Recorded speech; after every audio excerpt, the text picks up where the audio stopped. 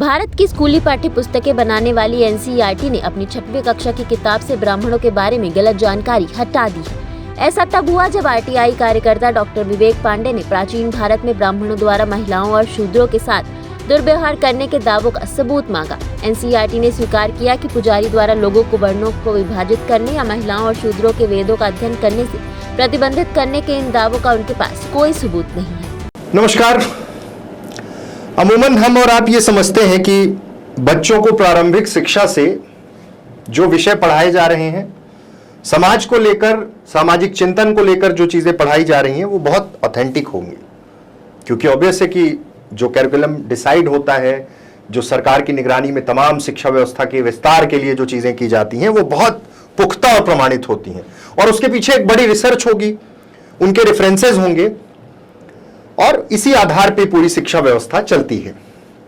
लेकिन क्या आपने एक मसले को बहुत सुना होगा, बचपन से छात्रों को वर्ण व्यवस्था पढ़ाई जाती रही है, लंबे समय से पढ़ाई जाती रही है। प्रारंभिक शिक्षा में एनसीईआरटी की किताबों में अगर देखें, पहले तो कक्षा 6 से पढ़ाया जाता है।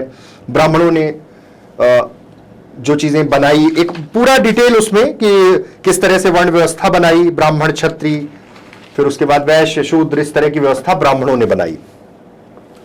इसके कितने प्रमाण हैं? और एक चीज का जिक्र लंबे समय से किया जा रहा है, चाहे मंडल कमीशन के समय से शुरू किया जाए, चाहे उसके बाद भी शुरू किया जाए, एक बड़ा बौद्धिक वैचारिक स्तर पर उसके कितने प्रमाण हैं, इस पर उतना नहीं गया कोई भी इंसान, लेकिन इस बात का जिक्र जरूर हुआ। मनुस्मृति में यह लिखा गया है। आज एक बहुत सेंसिटिव लेकिन बहुत ही गंभीर एक विषय है, उसकी संवेदनशीलता उतनी ही है कि जब वो प्रमाणित हो रहा है तब समझ में आएगा कि शायद इस व्यवस्था में भी बहुत बड़े लूप होल्स हैं, इस व्यवस्था में भी तमाम दिक्कतें हैं कि जो इस तरह का कोर्स, इस तरह का पाठ्यक्रम पढ़ाया गया। हमारे साथ आरटीआई एक्टिविस्ट डॉक्टर विवेक पांडे हैं। पहले तो आपका बहुत बहुत स्वागत है। एक बहुत बड़ा मसला है, मैं आपसे अभी जब डिस्कस कर रहा था, एनसीईआरटी की कक्षा 6 की किताब में वर्ण व्यवस्था पर जो चैप्टर है वो पूरा प्रकरण क्या है, ब्राह्मणों को लेकर जो चीजें मेंशन की गई उसका ऑथेंटिकेशन क्या है, और इन सब चीजों में जब आपने आरटीआई की तो क्या कुछ निकल के आया, एक बार विस्तार से बताइए। देखिए, मैं आपको इस बारे में बताना चाहता हूं कि मैंने भी ये चीज़ पढ़ी है और कई भारत देश के लाखों करोड़ युवाओं ने ये चीज़ पढ़ी है, चाहे वो यूपीएससी की तैयारी करते हो या किसी स्टेट एग्ज़ाम की तैयारी करते हो, बोर्ड्स की तैयारी करते हो। तो हम जब एनसीईआरटी में जाते हैं या किसी अन्य किताबों में जाते हैं तो हमें पढ़ने मिलता है कि ब्राह्मणों ने वर्ण व्यवस्था को बनाया है, उन्होंने विभाजन किया है ब्राह्मण, क्षत्रिय, वैश्य और शूद्र में। ये हमें किताबों में पढ़ने के लिए मिलता है। अगर हम वेद पुराणों की बात करते हैं, इस पे हम बाद में जाएंगे, लेकिन हम बात करते हैं तो हमें ये चीजें देखने को नहीं मिलती हैं। मैं भी कुछ एग्जाम्स की तैयारी कर रहा था, मैंने एनसीईआरटी को पढ़ा जब, तो कक्षा 6 के जो एनसीईआरटी उसका चैप्टर नंबर 5 है, पेज नंबर 47 और 48 में लिखा गया है, एक बड़ा सा पैराग्राफ है, इसमें यह मेंशन किया गया कि ब्राह्मणों ने 4 वर्णों में विभाजन कर दिया कार्यों के आधार पर, ब्राह्मण, क्षत्रिय, वैश्य और शूद्र। उसके बाद वो पैराग्राफ एक और बहुत कुनीति पढ़ाता है, मैं कहूंगा कि महिलाओं और शूद्रों को पढ़ने का अधिकार नहीं था, वो वेद पाठ नहीं कर सकते थे। उसमें उस पैराग्राफ में ये भी लिखा हुआ था कि जो महिलाएं और शूद्र होते वो अछूत माने जाते हैं, और इन सब का ब्लेम पूरा ब्राह्मणों के ऊपर डाला गया कि ब्राह्मणों ने पूरी व्यवस्था बनाई। और उन्होंने पूरी व्यवस्था ब्राह्मणों की बनाई हुई है, जहाँ पर महिलाओं को अछूत मानते हैं, शूद्रों को अछूत मानते हैं, वेद पढ़ने का अधिकार नहीं है। तो मैंने एनसीईआरटी को 2022 में एक आरटीआई फाइल करी। मैंने इस बेस पर उनसे जानकारी मांगी कि जो आप पूरा पैराग्राफ पढ़ा रहे हैं, आपके पास इसके तथ्य क्या हैं, आपने कहाँ से सोर्सेस से इनको उठाया है, मुझे उसकी प्रमाणित कॉपी दीजिए आप। तो एनसीईआरटी ने मुझे इसमें कोई जवाब नहीं दिया।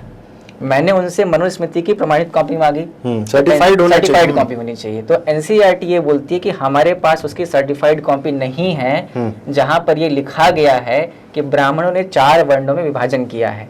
यहाँ पर ये लिखा गया है कि महिलाएं या शूद्र अछूत होते हैं। उसके बाद मैंने दोबारा से फिर एक आरटीआई फाइल करी वर्ष 2023 में, देखने के लिए कि आखिर क्या परिवर्तन आया। उसमें ये बोलते हैं कि हम करिकुलम में चेंज लाने वाले हैं, धीरे धीरे हम इसमें परिवर्तन लाने वाले हैं, और वर्ष 2023 के अंत आते आते जब नया करिकुलम आया तो ये पूरा का पूरा पैराग्राफ हट गया वहां से। तो आप देखिए कि पिछले सालों से 25, 30, 40 सालों से जब से एनसीईआरटी को बनाया गया है, या उसके पहले जो किताबें थी, हजारों सालों से कह सकता हूं मैं, ये चीज पढ़ाई जाती रही है, बोली जाती रही है कि ब्राह्मणों के कारण से विभाजन हुआ है, जबकि ऐसा ना मनुस्मृति में लिखा हुआ है, ना ही कोई इसके सर्टिफाइड कॉपी एनसीईआरटी के पास है।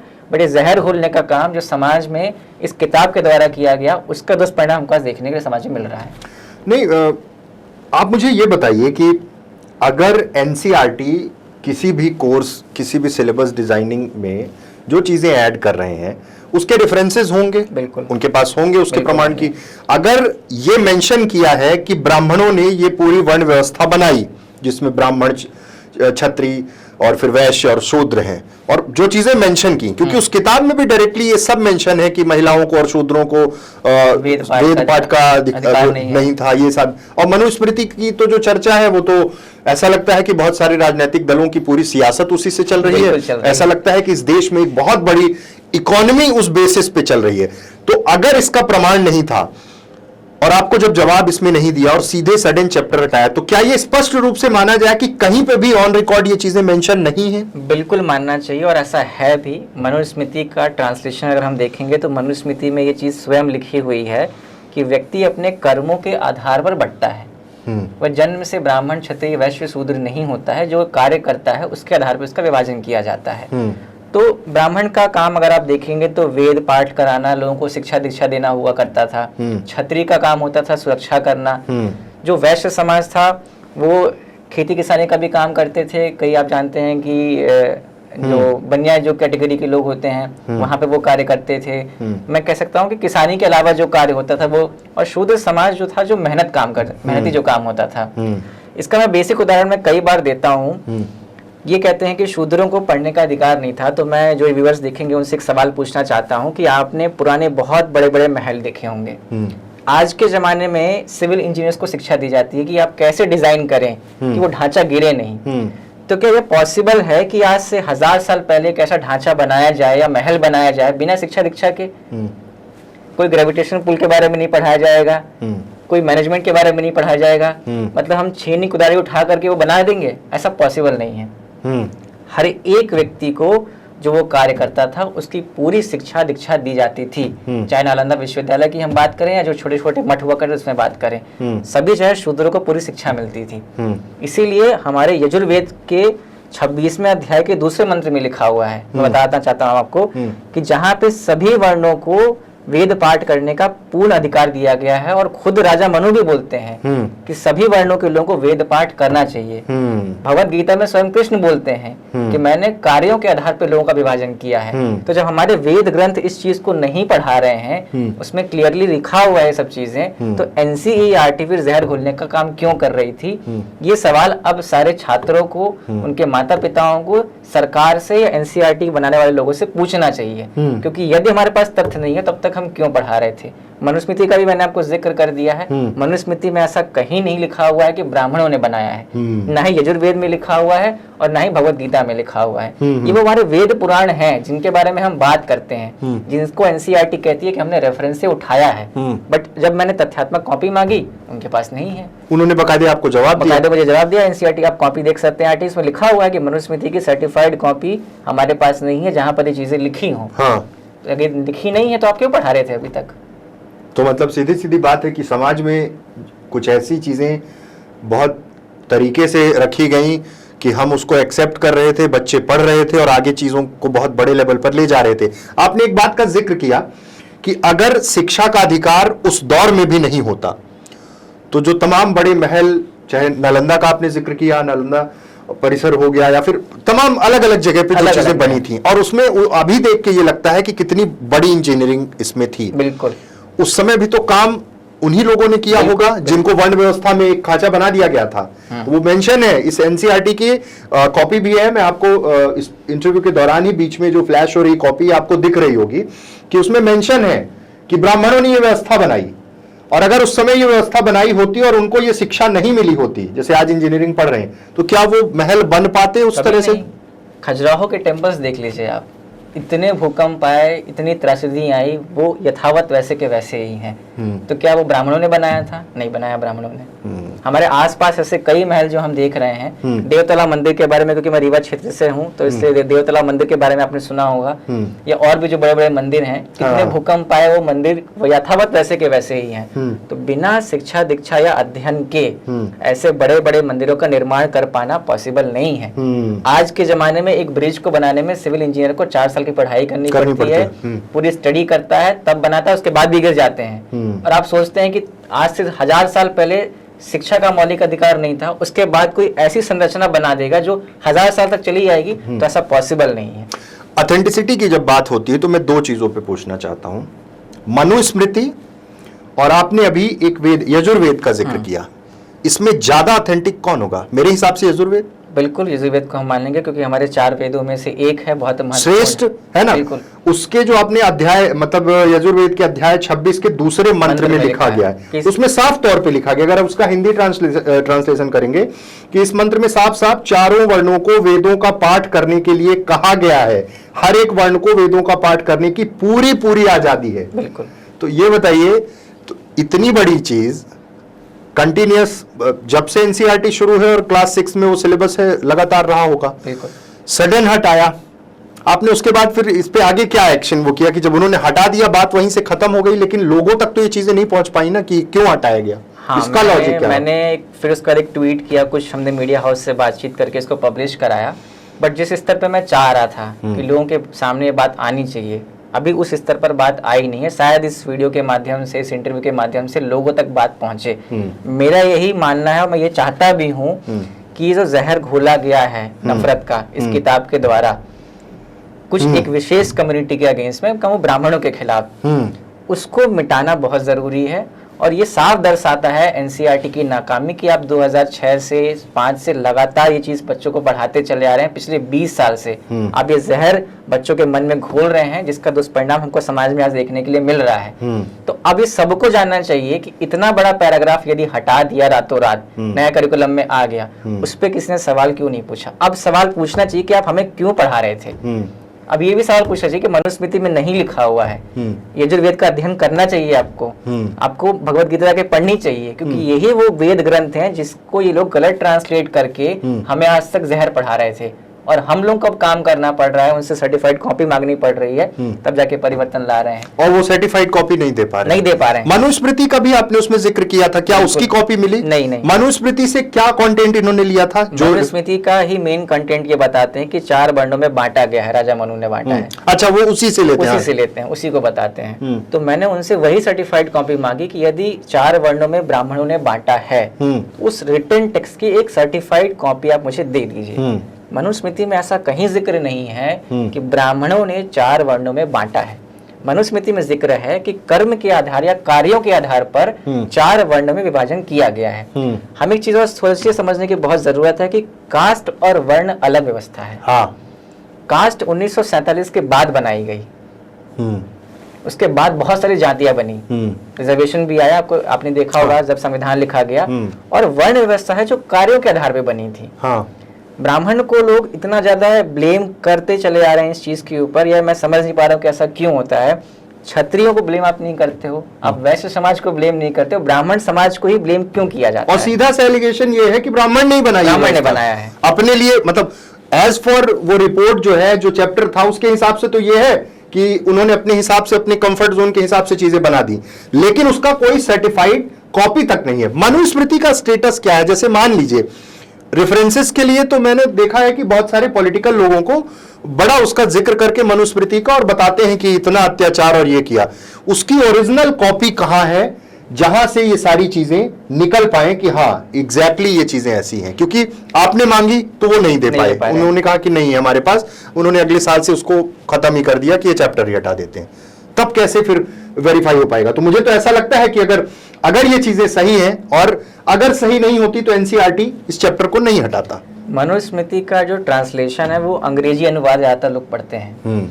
अब एक अंग्रेज भारत देश में आता है जिसे संस्कृत नहीं आती, और वो उसका ट्रांसलेशन करता है इंग्लिश में, उस अनुवाद को हम पढ़ते हैं और हम लिख देते हैं एनसीईआरटी। प्रॉब्लम यहाँ के ट्रांसलेशन में है। अच्छा। जो भी इसको ट्रांसलेट करने वाले पढ़ने वाले लोग थे ज्यादातर विदेशी थे, जो अंग्रेज के काल में या ब्रिटिश काल में भारत देश में आए, और वो संस्कृत भाषा जो आज के जमाने के बड़े बड़े पुराने लोग नहीं पढ़ सकते हैं, तो उसको ब्रिटिश ने ट्रांसलेट कर दिया इंग्लिश में। उस ट्रांसलेशन को हम पढ़ते हैं और हम एजम्पशन लगा लेते हैं कि ये चीज़ तो ऐसी लिखी हुई थी, और वही आज एनसीईआरटी कई सालों से बच्चों के साथ में कर रही है। बट वास्तव तौर पे मनुस्मृति को अगर आप देखेंगे तो उसमें कहीं जिक्र नहीं है कि ब्राह्मणों ने ही बांटा है।